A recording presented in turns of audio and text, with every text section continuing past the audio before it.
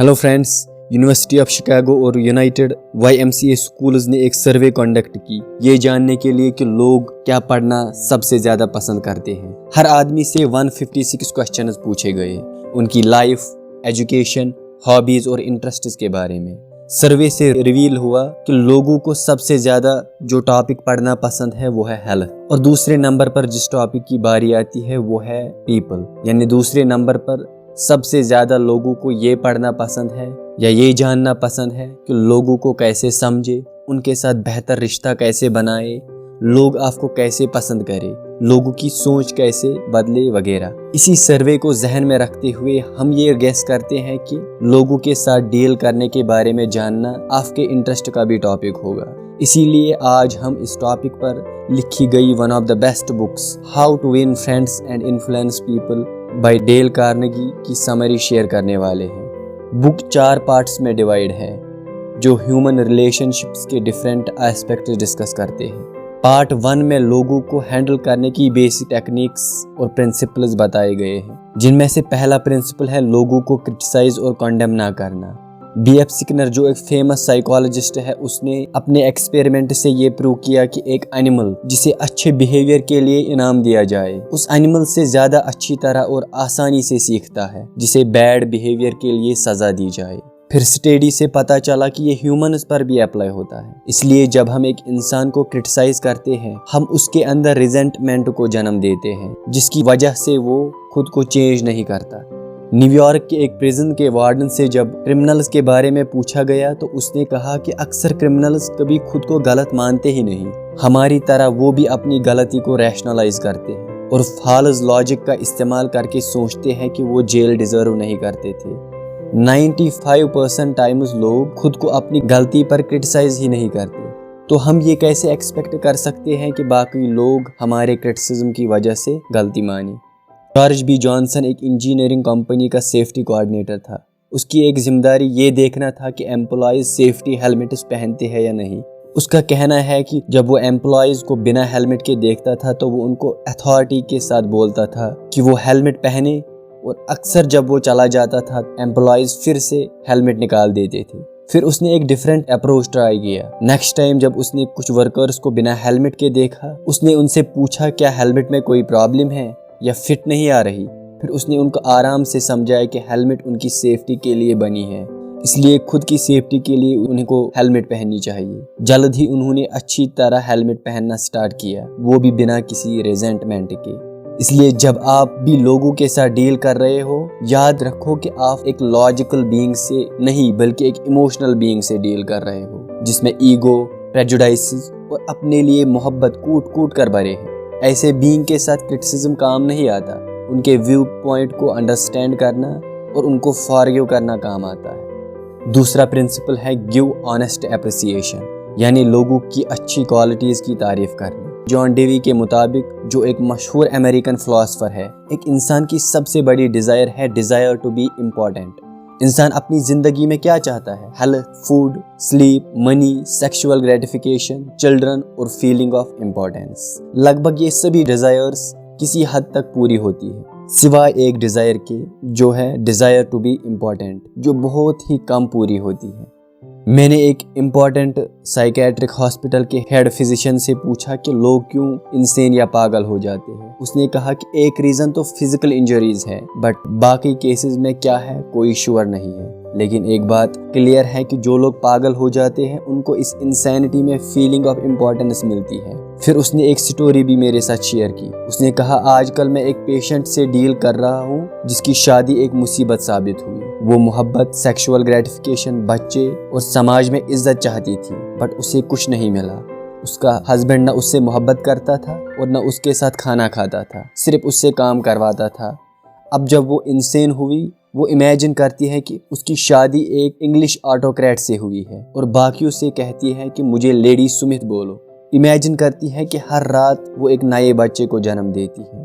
अगर मेरे हाथ में उसकी सैनिटी वापस लाना भी होता तब भी मैं नहीं करता, क्योंकि इस हाल में वो ज़्यादा खुश है। इस स्टोरी से आपको समझ में आया होगा कि फीलिंग ऑफ इम्पोर्टेंस की हमारी लाइफ में कितना महत्व है, और जो एप्रिसिएशन है वो इंसान को यही फीलिंग ऑफ इम्पोर्टेंस देती है। आपको झूठी तारीफ नहीं करनी है, बल्कि लोगों की उन अच्छी क्वालिटीज़ और एक्शंस की तारीफ करनी है जो सच में अप्रिसिएशन डिजर्व करती है। आप जल्द ही देखोगे कि लोग आपके साथ अच्छी तरह बिहेव करेंगे और आपके साथ ज़्यादा रहना पसंद करेंगे। थर्ड प्रिंसिपल है arouse in other person and eager want, यानी अगर आप किसी इंसान से कुछ करवाना चाहते हैं तो सबसे इम्पोर्टेंट चीज़ जो आपको करनी है वो है उस इंसान में वो चीज़ हासिल करने की चाहत पैदा कर।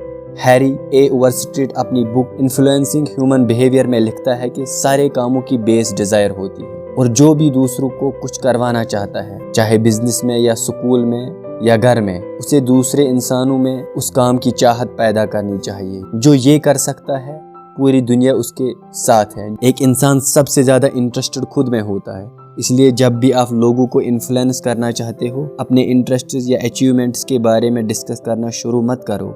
वो इसमें बिल्कुल भी इंटरेस्टेड नहीं है, बल्कि उनके इंटरेस्ट्स के बारे में बात करो, उसके बारे में बात करो जो वो चाहते हैं और जो वो हासिल करना चाहते हैं। मैंने न्यूयॉर्क में एक बड़ा बाल रूम अपने लेक्चर्स के लिए हायर किया। अचानक मुझसे कहा गया कि आपका रेंट 3 टाइम्स इंक्रीज हुआ। उनको सिर्फ अपने इंटरेस्ट्स की पड़ी थी, इसलिए मैं कुछ दिन बाद मैनेजर से मिलने के लिए गया। मैंने उससे कहा कि मैं शॉक हो गया जब आपकी लेटर देखी, बट मैं आपको ब्लेम नहीं करता। अगर मैं आपकी जगह होता तो मैं भी यही करता। मैनेजर ऑफ होटल होने के नाते आपका काम है ज्यादा प्रॉफिट बनाना। अगर आप ऐसा नहीं करोगे तो आपको जल्द ही जॉब से निकाला जाएगा। चलो हम एक पेपर लेते हैं और रेंट इंक्रीज करने के फायदे और नुकसान डिस्कस करते हैं। मैंने एक पेज लिया, उसमें 2 कॉलम्स डाले, एक में एडवांटेज लिखे और दूसरे में डिसएडवांटेजेस। मैंने कहा आपका फायदा है कि आपका बाल रूम डांस या कन्वेंशन जैसी एक्टिविटीज के लिए ओपन रहेगा जो आपको ज्यादा फायदा देगी। 20 डेज तक बाल रूम बंद होना आपके लिए नुकसान का बायस हो सकता है। अब डिसएडवांटेजेस की बात करते हैं। पहला डिसएडवांटेज ये होगा कि रेंट इंक्रीज करने से आप मुझसे अपनी इनकम डिक्रीज करोगे,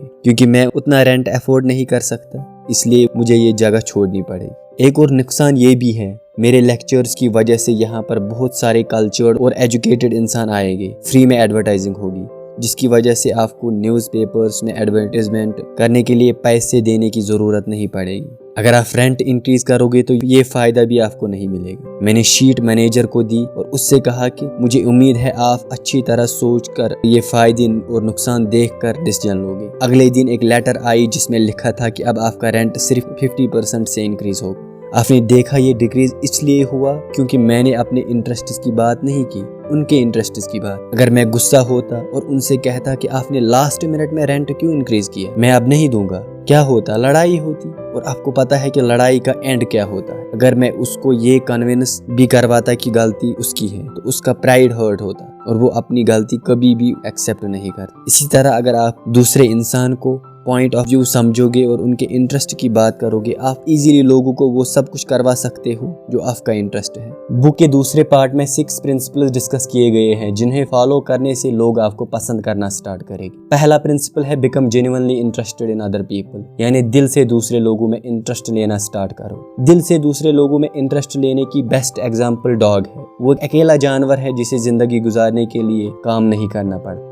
एक मुर्गी को अंडे देने पड़ते हैं, एक गाय को दूध देना पड़ता है, लेकिन एक डॉग को अगर कुछ देना पड़ता है तो वो मोहब्बत है। इसी मोहब्बत की वजह से एक डॉग इजीली हमारे दिलों में और घरों में जगह बनाता है। द न्यूयॉर्क टेलीफोन कंपनी ने एक बार टेलीफोन कन्वर्सेशंस की एक डिटेल्ड स्टडी की, ये जानने के लिए कि लोग सबसे ज्यादा कौन सा वर्ड इस्तेमाल करते हैं। स्टडी से पता चला कि लोग सबसे ज्यादा वर्ड आई या मैं का इस्तेमाल करते हैं, जो हर 500 कन्वर्सेशंस में 3900 बार इस्तेमाल किया जाता है। इससे पता चलता है कि लोग खुद में कितने इंटरेस्टेड हैं या खुद को कितना पसंद करते हैं। अब जब आप दूसरे लोगों के इसी सेल्फ में जेन्युइनली इंटरेस्टेड होगे तो उनको कितना पसंद आएगा। अगर हम सिर्फ लोगों को इम्प्रेस करना और खुद में इंटरेस्टेड बनाने की कोशिश करेंगे, हम कभी सच्चे और सिंसियर दोस्त नहीं बना सकते। रियल फ्रेंड्स ऐसे नहीं बनते। अगर आप सच्चे दोस्त बनाना चाहते हो और बाकी लोगों को खुद में इंटरेस्टेड बनाना चाहते हो, आपको दूसरे लोगों के लिए कुछ काम बिना किसी सेल्फिश रीजन के करने हैं, जिससे आप उनमें जेन्युइनली इंटरेस्टेड हो जाओ। इसलिए आपको ये प्रिंसिपल याद रखना है। अगर आप चाहते हो कि दूसरे लोग आपको पसंद करें तो आपको जेन्युइनली उनमें इंटरेस्टेड होना है। दूसरा प्रिंसिपल है स्माइल। आपने ये तो सुना होगा कि action speak louder than words, यानी हमारे कामों का हमारे लफ्जों से ज्यादा असर होता है। ऐसे ही स्माइल है, इसके जरिए हम दूसरे इंसान को कहते हैं कि हमें वो पसंद है या उससे मिलकर खुशी हुई। इसी वजह से तो डॉग्स भी लोगों को इतने पसंद है। जब वो अपने मालिक को देखते हैं तो उनकी खुशी का कोई ठिकाना नहीं होता। एक बच्चे के स्माइल का भी ऐसा ही असर होता है। एक डॉक्टर ने मुझसे शेयर किया कि एक बार उसकी क्लिनिक के बाहर लोगों को बहुत टाइम तक वेट करना पड़ा। सब इंतजार करते करते थक गए थे। इतने में एक औरत अपने बच्चे को लेकर वहां पर आई। उस बच्चे ने एक आदमी की तरफ मुस्कुराया और उस आदमी ने वापस उस बच्चे की तरफ मुस्कुराया और फिर उस आदमी ने उस बच्चे की माँ के साथ बातचीत करना स्टार्ट किया। इतने में दूसरे लोगों ने कन्वर्सेशन को ज्वाइन किया। इतने में ही सारा बोर्डम टेंशन खत्म हुआ और वहां पर एक प्लीजेंट माहौल बन गया। इससे आपको एक स्माइल की ताकत का अंदाजा हुआ होगा। अब आपका सवाल होगा कि एक्शंस तो फीलिंग्स का नतीजा है, यानी अगर आप खुश महसूस कर रहे हैं तभी तो मुस्कुराओगे। बट रियलिटी में एक्शंस और फीलिंग्स एक साथ काम करती है। अगर आप अपनी एक्शंस को रेगुलेट करोगे जो आपके ज़्यादा कंट्रोल में है, तो आप इनडायरेक्टली अपनी फीलिंग्स को भी रेगुलेट करोगे। इसलिए अगर आप मुस्कुराना अपनी आदत बनाओगे तो जल्द ही आप ज़्यादा खुश फील करोगे। स्माइल आपके हर रिश्ते को बेहतर बना सकते हैं, चाहे वो आपकी फैमिली रिलेशनशिप्स हो या फ्रेंडशिप या फिर बिजनेस। इसलिए स्माइल का इस्तेमाल करना ना भूलें। तीसरा प्रिंसिपल है इंसान को उसके नाम से पुकारना। आपको याद रखना चाहिए कि एक इंसान को सबसे पसंदीदा वर्ड उसका नाम होता है। जिम फैरली, जो यूएसए की डेमोक्रेटिक नेशनल कमेटी का चेयरमैन और यूएस का पोस्ट मास्टर जनरल था, उसने हाई स्कूल तक की तालीम भी हासिल नहीं की थी, फिर भी वो इतनी ऊंचाई तक पहुंचा। जब मैंने उससे पूछा कि आपने ये सब कुछ कैसे हासिल किया, तो उसने मुझसे पूछा कि आपको मेरी कामयाबी का रीज़न क्या लगता है। मैंने बताया कि आप 10,000 लोगों के नाम याद रख सकते हो। उसने बताया नहीं, मैं तो 50,000 लोगों के नाम याद रख सकता हूँ।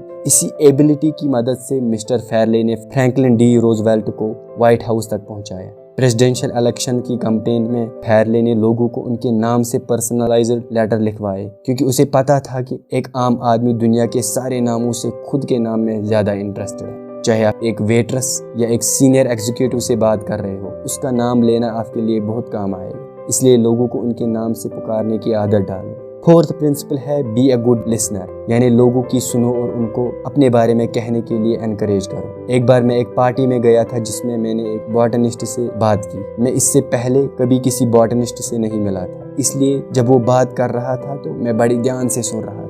मेरे घर में भी एक छोटा सा इंडोर गार्डन था। उसने मुझे उसकी प्रॉब्लम सॉल्व करने के लिए भी कुछ टिप्स दी। पार्टी में और भी बहुत सारे मेहमान थे। मैंने सबको नज़रअंदाज करके सिर्फ उस बॉटनिस्ट से बातचीत की। जब मैं निकलने वाला था तो उस बॉटनिस्ट ने मुझसे कहा कि मुझे आज तक आपसे ज़्यादा इंटरेस्टिंग पर्सन नहीं मिला। उसने ऐसा क्यों कहा? इसलिए क्योंकि मैंने उसकी बात इंटेंट से सुनी और जेन्युइनली इंटरेस्ट लिया था। इसलिए अगर आप एक अच्छे स्पीकर बनना चाहते हो, पहले एक अच्छा लिसनर बनना है। लोगों से ऐसे क्वेश्चंस पूछो जिनका आंसर देते हुए वो एंजॉय करे।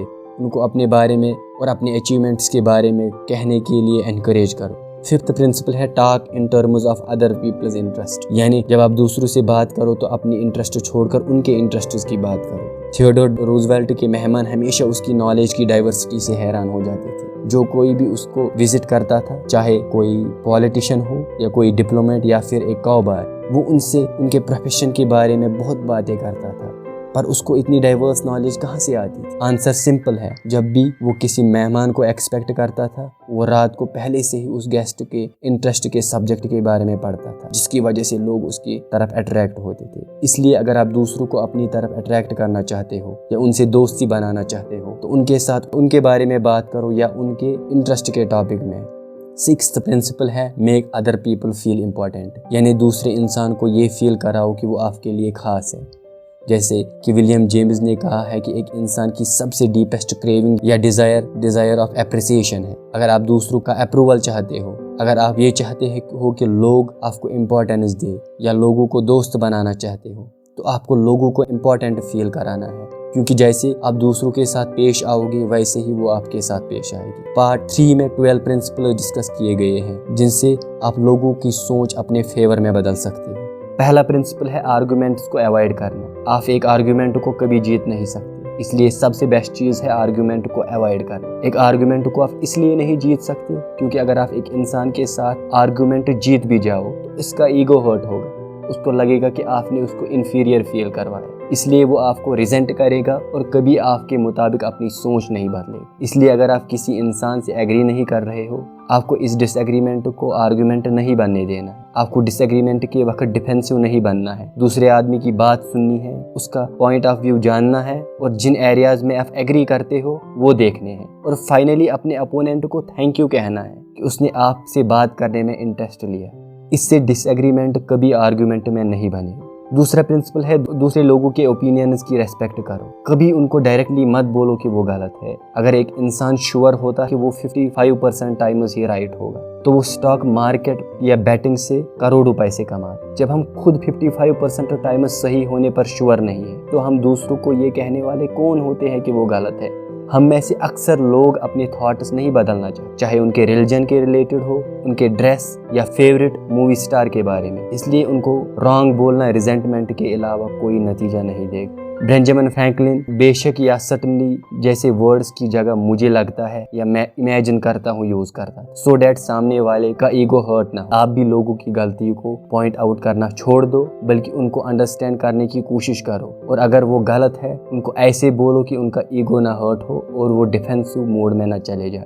थर्ड प्रिंसिपल है अगर आप गलत हो तो एक्सेप्ट करो। ब्रूस हार्वे ने मेरे साथ अपनी एक स्टोरी शेयर की।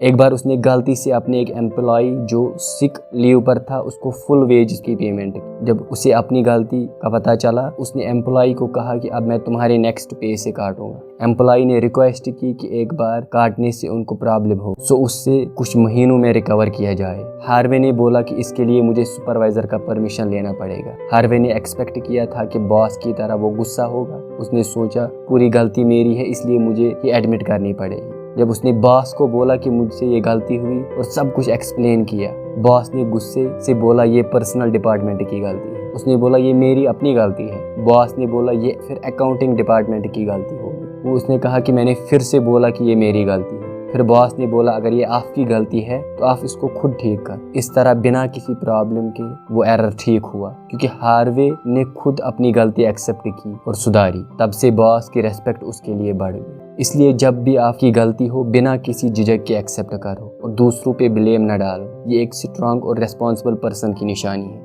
फोर्थ प्रिंसिपल है अगर आप किसी की थिंकिंग चेंज करना चाहते हो फ्रेंडली तरीके से शुरुआत करनी है। याद रखो अगर दूसरे इंसान के दिल में तुम्हारे लिए नफरत या रिजेंटमेंट है, आप पूरी दुनिया का लॉजिक इस्तेमाल करके भी उसकी सोच नहीं बदल सकते। बच्चों को डांटने वाले पेरेंट्स, गुस्सा करने वाले बॉसेस और हस्बैंड्स या फिर चिढ़ जाने वाली वाइफ्स, सबको ये याद रखना चाहिए कि लोग अपनी सोच नहीं बदलना चाहते। इसलिए आप दूसरों को फोर्स करके उनकी सोच चेंज नहीं कर सकते। हाँ, एक चीज़ से आप उनकी सोच बदल सकते हो, वो है मोहब्बत और दोस्ती। इसलिए अगर आप किसी की सोच या उसकी एक्शंस से इफेक्ट होते हो और उन्हें चेंज करना चाहते हो, सिर्फ एक तरीका है, वो है लव और काइंडनेस। फिफ्थ प्रिंसिपल है दूसरे इंसान के साथ डिस्कशन यस से स्टार्ट करना।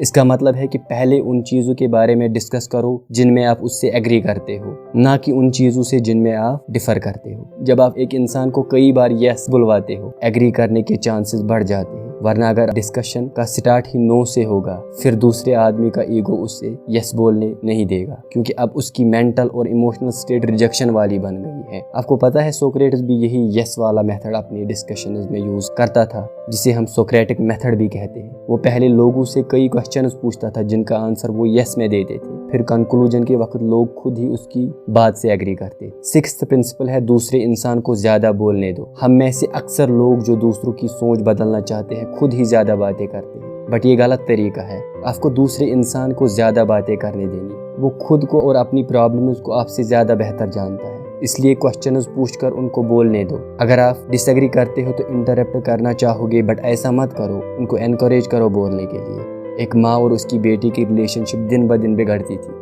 एक बार उसकी बेटी उसको बिना बताए और बिना काम किए दोस्त के यहाँ चली गई। वापस आके माँ ने उसको डांटा और सैडली बोला ऐसा क्यों किया। बेटी ने खामोशी से कहा क्या आप सच में जानना चाहते हो, और उसने फिर अपनी माँ से सारी प्रॉब्लम शेयर की। उस दिन के बाद माँ ने सोचा कि अब मैं एक बॉसी मॉम की जगह एक अंडरस्टैंडिंग माँ बन जाऊंगी और बेटी की फीलिंग्स और प्रॉब्लम्स को समझूंगी। जल्द ही उन दोनों की रिलेशनशिप बेटर हो गई। इसलिए याद रखो, लोग सुनने वाला चाहते हैं जो उनको अंडरस्टैंड करे, ना कि उनको हर बात पर जज करे। इसलिए दूसरे इंसान को बोलने दो। सेवंथ प्रिंसिपल है दूसरे इंसान को फील कराओ कि ये उसी का आइडिया है। यानी दूसरे इंसान को अगर आप कुछ करवाना चाहते हो उसको फील कराओ कि ये चेंज उसकी मर्जी के मुताबिक हुई है, ना कि उस पर फोर्स की गई है। एक आदमी ने मुझसे अपनी स्टोरी शेयर की। उसने कहा कि उसकी वाइफ ने बोला कि हम समर वेकेशन में किसी ट्रिप पर जाएंगे। वाइफ चाहती थी कि किसी टूरिस्ट रिजॉर्ट पर जाए, लेकिन उसका अपना मन किसी हिस्टोरिक साइट को देखने का था। लेकिन उसने अपनी वाइफ से कुछ नहीं कहा। उन्हीं दिनों उनकी बेटी ने हिस्ट्री में हाई स्कूल का कोर्स ख़त्म किया था, इसलिए एक बार इसके बारे में बात चल रही थी तो उसने बोला क्यों ना इस साल हिस्टोरिक साइट्स देखने के लिए जाए, बेटी को भी फायदा होगा। सब ने एग्री किया और वाइफ को लगा कि ट्रिप का ये सारा आइडिया उसी का था। अगर अब वो अपनी वाइफ को कॉन्फ्रंट करता, उसकी वाइफ कभी हिस्टोरिक प्लेसेस पर जाना नहीं मानती। सो दूसरे इंसान को ये फील कराओ कि आइडिया उसका था और आप उनकी थिंकिंग या एक्शन इजीली चेंज कर सकते हो। 8th प्रिंसिपल है चीज़ों को दूसरे इंसान के नज़रिए से देखने की कोशिश करो, क्योंकि अगर दूसरा इंसान 100% भी गलत हो, उसको बिल्कुल ऐसा नहीं लग रहा होगा, इसलिए खुद को उसकी जगह रख कर सोचो। अक्सर बिजनेस इसीलिए फेल होते हैं क्योंकि वो अपने बिजनेस को कभी कस्टमर्स के पर्सपेक्टिव से एनालाइज नहीं करते। 9th प्रिंसिपल है दूसरे लोगों के आइडियाज़ और उनकी सोच के साथ हमदर्दी दिखाओ। हर 4 इंसान जिनसे आप मिलते हो उनमें 3 हमदर्दी के बूके हैं, इसलिए आपकी हमदर्दी उनको आपके करीब लाएगी। 10वां प्रिंसिपल है लोगों को फील कराओ कि आप उनको नोबल मानते हो, यानी आप उनको ऑनेस्ट, फेयर या अपराइट मानते हो। एक कार मैन्युफैक्चरिंग कंपनी को एक डीलर के साथ अकाउंट्स के रिलेटेड डिफरेंसेस हुई। वो डीलर अपनी गलती बिल्कुल भी नहीं मानता था। फिर उन्होंने एक एम्प्लॉय उसके पास भेजा और एम्प्लॉय ने उसको बोला कि मुझे पता है कि आप एक ऑनेस्ट इंसान हो, आपने हमेशा ये प्रूव किया है, ज़्यादा चांसेस है कि गलती हमारी तरफ से ही हुई होगी, बट आप भी अपनी तरफ से चेक करो। अगले दिन उस डीलर ने खुद ही कॉल की और अपनी गलती एक्सेप्ट की। 11th प्रिंसिपल है अपने आइडियाज़ को ड्रामेटाइज और पिक्चराइज करो। हम जब किसी को आई लव यू बोलते हैं फिर उसके साथ घुटनों पर झुक कर एक गुलाब देते हैं, ये उस प्रपोज को और भी ब्यूटीफुल बनाता है। इसी तरह अगर आपको अपना कोई आइडिया देना है या दूसरों को कोई बात समझानी है, आपको अपने आइडियाज़ को पिक्चराइज करना चाहिए, इससे दूसरे इंसान ईजिली अंडरस्टैंड करते हैं। 12th प्रिंसिपल है दूसरे इंसान को चैलेंज दो। अगर आप किसी इंसान को कुछ करवाना चाहते हो, कुछ केसेस में चैलेंज देना काम आता है, स्पेशली जब माहौल कॉम्पिटिटिव हो, जैसे एक कंपनी या फिर एक क्लासरूम। बुक के 4th पार्ट में लीडर बनने के लिए 9 प्रिंसिपल्स बताए गए हैं, जिन्हें हम ब्रीफली मेंशन करेंगे। पहला प्रिंसिपल है लोगों की तारीफ करो और उनको ऑनेस्टली अप्रिशिएट करो, जो हमने पहले भी डिस्कस किया है। दूसरा प्रिंसिपल है अगर आपको दूसरे की मिस्टेक्स पॉइंट आउट भी करनी है, ये इनडायरेक्टली करो। जैसे अगर बच्चा पढ़ाई में केयरलेस है, आप उसको बोल सकते हो कि मैं आप पे प्राउड हूँ, लेकिन आपको पढ़ाई में भी थोड़ी मेहनत करनी पड़ेगी। तीसरा प्रिंसिपल है अगर आपको क्रिटिसिज्म करना है तो पहले अपनी गलतियां मेंशन करो, इससे दूसरा इंसान कम हर्ट होगा। 4th प्रिंसिपल है लोगों को डायरेक्टली ऑर्डर्स मत दो, बल्कि उनसे पूछा करो कि आप मेरे लिए ये काम कर सकते हो। ये आपके ऑर्डर्स को और भी पोलाइट बनाएगा। 5th प्रिंसिपल है इवन अगर दूसरा इंसान गलत भी हो उसको कन्फ्रंट मत करो, उसको अपनी नाक बचाने का मौका दो। 6th प्रिंसिपल है दूसरे लोगों के छोटे से इम्प्रूवमेंट की भी तारीफ करो। 7th प्रिंसिपल है अगर आप इंसान को कोई रेपुटेशन पे देखना चाहते हो, उसको फील कराओ कि आप पहले से ही उसको वैसा देखते हो, आपके ऊपर उसका रेस्पेक्ट और भरोसा उसको वैसा बनने के लिए प्रिक करेगा। 8th प्रिंसिपल है कि दूसरे लोगों को फील कराओ कि उनकी गलती को करेक्ट करना ईजी है। 9th प्रिंसिपल है आप लोगों से जो कुछ करवाना चाहते हो वो करने के लिए उनमें खुशी और एक्साइटमेंट पैदा कर। इस तरह इस बुक की समरी खत्म होगी। Thanks and have a nice day.